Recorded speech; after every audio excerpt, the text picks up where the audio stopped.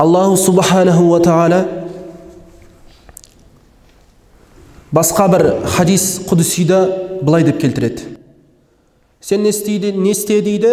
Алла тағалаға тақуалық қыл, және де менің жанымда ешкімді құдай қылма дейді.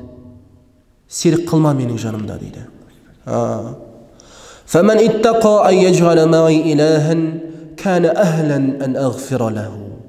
Енді кім осы нәрсені істейтін болса, менен қорқып, тақуалық қылып, менің қасыма ешбір серікті қоспайтын болса, мен оны қандай қауымнан қыламын дейді? Өзімнің кешірімім төгілген қауымнан қыламын дейді Аллах субханаху ва таала. Енді Аллах субханаху ва таала бұл жерде өзінің пендесіне ғибадатты уәжіп қылды, міндет қылды. Ол бәрібір Алла тағала мына жерде тозақты жаратсын, жаратпасын, ол бәрібір Алла тағала парыз қылды оны да.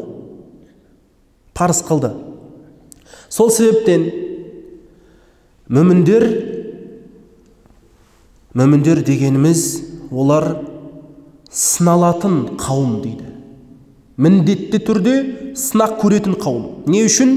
Себебі мынау сынақ, ауыртпалық дегеніміз ол Алла тағаланың нығметі дейді. والله سبحانه يباهي بعباده ملائكته ويقول إنهم يعبدونني لذاتي. Allah subhanahu wa ta'ala айтады екен өзінің періштелеріне, мынау құлдар, менің сипаттарымды, жалпы менің өзіме құлшылық жасап жатыр ма деп сұрақ қояды екен. Бірақ та Алла тағала барлығын білуші, барлығын біліп тұр. Сол біліп тұрған күйде сұрақ қояды. Мынау құлдар менің әдейі маған құлшылық жасап жатыр ма деп. Сонда періштелер айтады дейді: бәл яъбудунәка линиъматика алейхим. Жоқ, олар бәлки не істеп жатыр? Сенің оларға берген нығметтерің үшін саған құлшылық жасап жатыр дейді. Сонда Алла субханаху ва таала айтады дейді оларға: саақбидуха анхум ва ла язалуна юхиббунани. Онда мен жаңағы берген нығметтерімді олардан тартып аламын, бірақ та олар не дейді? Мені жақсы көруді қоймайды дейді. Ол нағыз мүміндерге айтылған. Ва мин ибади ман ахабба дуаухум дейді. Менің құлдарымның арасында мен олардың дұғаларын жақсы көретіндер бар дейді. Алла субханаху ва таала біздің дұғамызды жақсы көреді дейді бұл жерде. فَأَنَا أَبْتَلِيهِمْ حَتَّى يَقُولُوا يَا رَبْ. Мен оларды сынаймын қай уақытқа дейін? Олар «Я Алла» демейінше сынаймын дейді. لِأَنَّ أَصْوَاتَهُمْ يُحِبُّهَا اللَّهُ سُبْحَانَهُ وَتَعَالَى. Себебі олардың «Я Раббым» деген дауыстары Алла тағалаға ең сүйікті болған дауыстар дейді. Қараңыздар.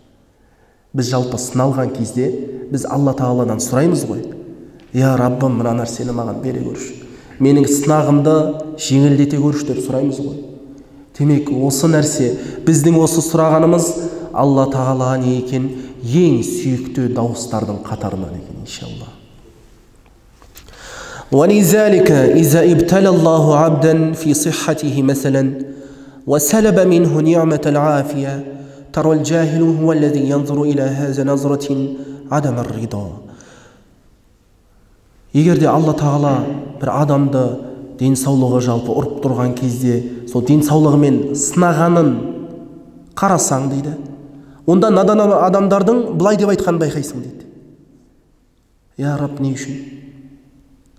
Алла тағаланың беріп жатқан сынақтарына разы болмайтынын байқайсың дейді. Демек, мынау жалпы сынақ дегеніміз, ғалымдарымыз түсіндіреді, сынақ ол ауыртпалық дейді.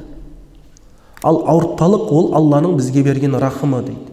Неге десеңіздер, бұл ауыртпалық деген екі нәрсенің біреуі дейді. Ол не сенің күнәңнің кешірілуі, немесе сенің дәрежеңнің Алла тағаланың құзырында жоғарылауы дейді. Тіпті Аллаху субханаху ва таала не істейді екен? қиямет күні адамды азаптауға ұялады дейді өзінің құлын. Ойлаңыздаршы. Баршамызды жаратқан Алла субхана ва тағала өзінің құлын азаптауға ұялады. Ол қалай? Бірақ та не себептен?